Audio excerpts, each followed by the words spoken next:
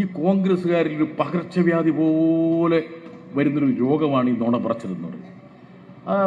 രാഹുൽ ഗാന്ധിയെ കൊണ്ട് എത്രയാ നുണ പറയിപ്പിക്കുന്നത്. 20-25 കോടി രൂപ മേടിച്ച് പോക്കലിട്ടിട്ട് BJP MP വിജയിപ്പിച്ചിട്ട് ആ MLA-മാർക്ക് ഒരു ഷോക്കോസ് നോട്ടീസ് പോലും കൊടുക്കാൻ കരുത്തില്ലാതെ കെൽപ്പില്ലാതെ കേരളത്തിൽ വന്ന് ഇടതുപക്ഷത്തിന് സാരോപലസ് നൽകുന്ന ഇവരെ എന്താണ് വിളിക്കേണ്ടത്? കോൺഗ്രസ്സുകാർ പിന്നെ പറച്ചിലും മാത്രമേ ഉള്ളൂ. ഇപ്പൊ കേരളത്തിൽ എല്ലാവരും പറയുന്നുണ്ട് ഇവന്മാരുടെ പ്രധാനപ്പെട്ട പരിപാടി എന്ന് പറയുന്നത് നുണ പറച്ചിലാണ്. ആണോ? അങ്ങനെയാണോ? നാപ്പെടുത്താലും നുണ മാത്രമേ. ഈ നുണയൊരു ശരിയാണോ ഞാൻ പറഞ്ഞത്? ആണോ അല്ലയാ?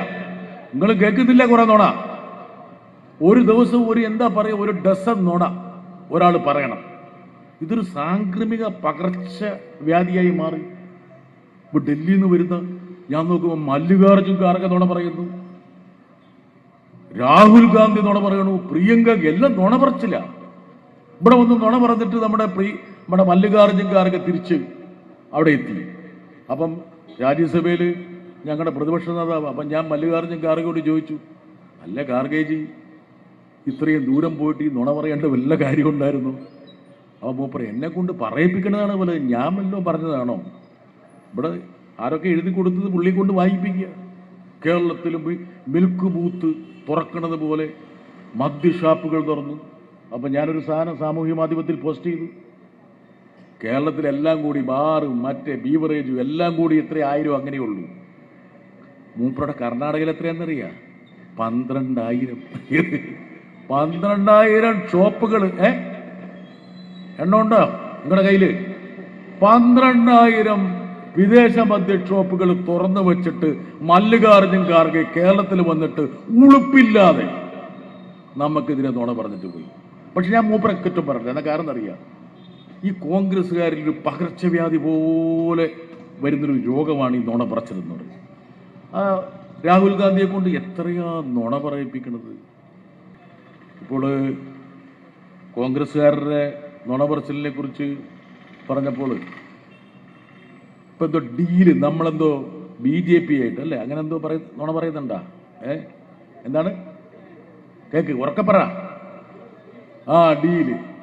ഈ കോൺഗ്രസും BJPയും RSSും തമ്മിലുള്ള ഒത്തുകളുടെ എത്രയോ ഏടുകൾ എന്റെ മനസ്സിലുണ്ട്. 1980-കൾ മുതൽ ഡൽഹിയിൽ ഒരു മാധ്യമ പ്രവർത്തകനായി ദേശീയ രാഷ്ട്രീയത്തെ സൗഹൃദം അടുത്ത് നിരീക്ഷിച്ച ഒരു വ്യക്തിയുടെ മനസ്സിൽ ഇവർ ഒത്തുകളിച്ച് ഈ ഇന്ത്യയെ ഒരു ഇരുണ്ട ഗർത്തത്തിലൂടെ നയിച്ചതിന്റെ എത്രയോ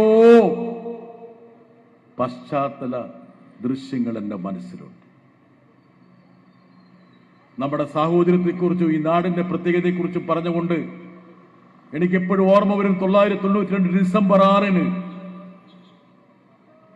നമ്മുടെ മതനിരപേക്ഷതയുടെ പ്രതീകമായി തലയുയർത്തിയെന്ന ബാബറി മസ്ജിദിന്റെ താഴികക്കുടങ്ങൾ ധൂളികളായി അന്തരീക്ഷത്തിൽ ലയിച്ചതിന് സാക്ഷിയായ ഒരു മാധ്യമ പ്രവർത്തകനാണ് ഞാൻ. ഇപ്പോഴും എന്റെ മനസ്സിലുണ്ട്. അന്ന് പുലർവേളയിലെ ഫൈസാബാദിൽ നിന്ന് അയോധ്യയിലേക്ക് ഒരു അംബാസഡർ കാറിൽ തിങ്ങിയിരുന്ന് ഞങ്ങൾ ഏതാനും മാധ്യമ പ്രവർത്തകർ പുറപ്പെട്ടപ്പോൾ കേരളത്തിൽ നിന്ന് ഡൽഹിയിലെത്തിയപ്പോൾ ഞാൻ കൊണ്ടുപോയ നമ്മുടെ മതനിരപേക്ഷതയുടെ സാഹോദര്യത്തിന്റെ ആ ഒരു ആശയമുണ്ടല്ലോ, അതിന് പോറലേൽക്കുമെന്ന് ഞാൻ ഒരിക്കലും നനച്ചിരുന്നില്ല. നരസിംഹറാവു എന്ന് പറയുന്ന കോൺഗ്രസ് പ്രധാനമന്ത്രിയുടെ ഒത്താശയോടുകൂടി RSSന്റെ കാബാലികർ ബാബറി മസ്ജിദ് ധൂളികളായി അന്തരീക്ഷത്തിലേക്ക് വമിപ്പിച്ചപ്പോൾ ഇന്ത്യ ഇരുണ്ടു തുടങ്ങി എന്നുള്ള ആ സന്ദേശം എന്റെ മനസ്സിൽ കിട്ടില്ല. അന്ന് ഞാൻ എഴുതിയ വരികൾ ഇപ്പോഴും എന്റെ മനസ്സിലുണ്ട്. എത്രയോ ഒത്തുകളികള് ഈ കോൺഗ്രസും BJPയും കൂടെ നടത്തിയിട്ടാണ് ഇന്ന് നരേന്ദ്രമോദി ഇന്ത്യയിൽ ഒരു ചക്രവർത്തിയെ പോലെ വിരാജിക്കുന്നത്. പക്ഷെ ആ ഒത്തുകളിക്ക് ഇതുവരെ ഒരു അറുതി വന്നിട്ടില്ല. നമ്മുടെ നാട്ടിലൊരു പ്രത്യേകതയുണ്ട്. നാട്ടിൻപുറത്ത്, ഇവിടെ ഇതൊക്കെ നഗരത്തിന്റെ പ്രദേശങ്ങളാണ്. നമ്മുടെ നാട്ടിൻപുറങ്ങളിൽ രാജേഷ്, നമ്മുടെ നാട്ടിൻപുറങ്ങളിൽ ഒരു പ്രത്യേകതയുണ്ട്. മോഷ്ടാവ്, കള്ളൻ എന്തെങ്കിലും മോഷ്ടിച്ചു കഴിഞ്ഞിട്ട് അവൻ പുറത്തേക്ക് ഇറങ്ങി രക്ഷപ്പെടുന്നതിന് മുമ്പ് അവനെന്ത് ചെയ്യുന്നറിയോ? ഈ കള്ളനെ പിടിക്കാൻ വേണ്ടി വരുന്ന ആൾക്കാരുടെ മുമ്പിൽ അവൻ സ്ഥാനം പിടിക്കും. എന്നിട്ട് അവരാണ് കള്ളനെ പിടിക്കണം, കള്ളനെ പിടിക്കണം, കള്ളനെ പിടിക്കണം എന്ന് അലറും. പന്തൊക്കെ ഉണ്ടെങ്കിൽ ആ പന്ത് ഏറ്റവും ഉയർത്തി പിടിക്കണവരാ. ശരിയാണോ സലീം ഭായി? ഈ പരിപാടി ഇവർ നടത്തുന്നത് എന്താ കാരണം? ഇവരുടെ മടിയിൽ കനമുണ്ട്. ഇവരുടെ കള്ളത്തരത്തെ കുറിച്ച് നമ്മൾ സംസാരിക്കാൻ പാടില്ല. മാത്രമല്ല 10 വർഷത്തെ പിണറായി സർക്കാരിന്റെ പ്രകടനത്തെക്കുറിച്ചോ നേട്ടങ്ങളെക്കുറിച്ചോ ഉള്ളൊരു ചർച്ച വന്നു കഴിഞ്ഞാൽ അമ്പേ പൊളിയും. കേരളത്തിൽ ഏതാനും ദിവസം മുമ്പ് പബ്ലിക് റിലേഷൻ വകുപ്പ് ഒരു പരസ്യം കൊടുത്തു. 10 വർഷം മുമ്പുള്ള കേരളം. കരണ്ടില്ല, ആശുപത്രിയിൽ മരുന്നില്ല, സ്കൂളുകൾ അടച്ചുപൂട്ടുന്നു. രാവിലെ പത്രം വായിച്ചവർ ഞെട്ടിപ്പോയി. ഇതെന്താണ്? നമ്മുടെ നാട് ഇതല്ലോ. ആ അമ്പരപ്പാട് യഥാർത്ഥത്തിൽ 10 വർഷം മുമ്പുള്ള കേരളവും ഇന്നത്തെ കേരളവും തമ്മിലുള്ള വ്യത്യാസം. അപ്പൊ 10 വർഷം കൊണ്ട് കേരളം മാറിയതെന്താണെന്ന് നമ്മൾ ചർച്ച ചെയ്യാതിരിക്കാൻ വേണ്ടിയും അവരുടെ മടിയിലെ ഈ കനം മറച്ചു വെക്കാൻ വേണ്ടിയും ഡീലെന്നുള്ള ഒരു അപസർപ്പക കഥയുമായിട്ട് അവർ രംഗത്തേക്കുന്നുണ്ട്. അപ്പോഴാണ് ഞാൻ ഈ പറയുന്നത്, ഈ ഡീലുകളുടെ പരമ്പര. ഏതാനും ദിവസം മുമ്പ് രാജ്യസഭയിലേക്ക് തിരഞ്ഞെടുപ്പ്. നിരവധി സംസ്ഥാനങ്ങൾ, നിങ്ങൾ പത്രത്തിലൊക്കെ വായിച്ചിട്ടുണ്ടാവും അല്ലേ? എത്ര കോൺഗ്രസ് എംഎൽഎമാരോട് കൂറുമാറിയത് നോക്കട്ടെ, ഇവരോട് ചോദിക്കട്ടെ. സലിം ഇവർക്കെല്ലാം കാര്യങ്ങൾ പറഞ്ഞു കൊടുത്തിട്ടുണ്ടാവില്ലയോ? നോക്കട്ടെ, എത്ര കോൺഗ്രസ് എംഎൽഎമാരാണ് കൂറുമാറിയത്? 5 ചേച്ചി എത്രയാണ്? അതിവിടെ ചേച്ചിക്ക് ഒരു കസേര കൊടുക്കാതിരിക്കുന്നത്. എത്ര പേറി? 10. ആരാ 10 പറഞ്ഞത്? എന്തോടെ പേര്? റഫീഖ് ഭായി 10 അല്ലേ? ഇനി ആർക്കെങ്കിലും ഉണ്ടാ? എത്ര? 11. എഴുന്നേറ്റേക്ക്, കൈ അടിക്ക്, സവാഷ്. 11. റഫീഖെ, നിങ്ങളെക്കാളും കുറച്ചുകൂടെ കാര്യങ്ങൾ. എന്താ പേര്? നൗഷാദ്.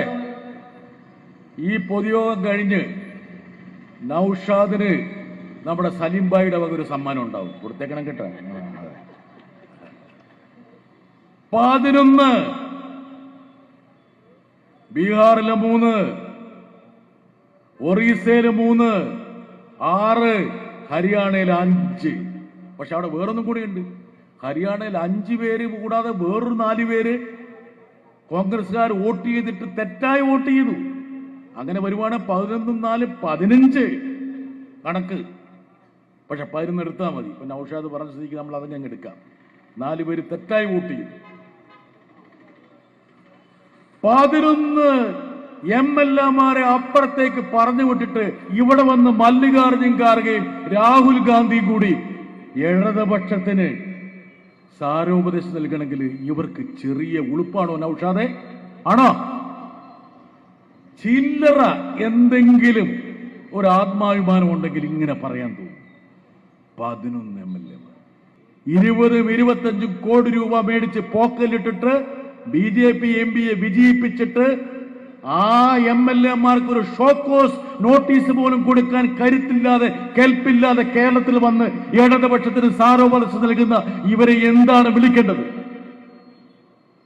ചെറിയ തൊലിക്കെട്ടിയൊന്നും പോരെ ഇവർക്ക്.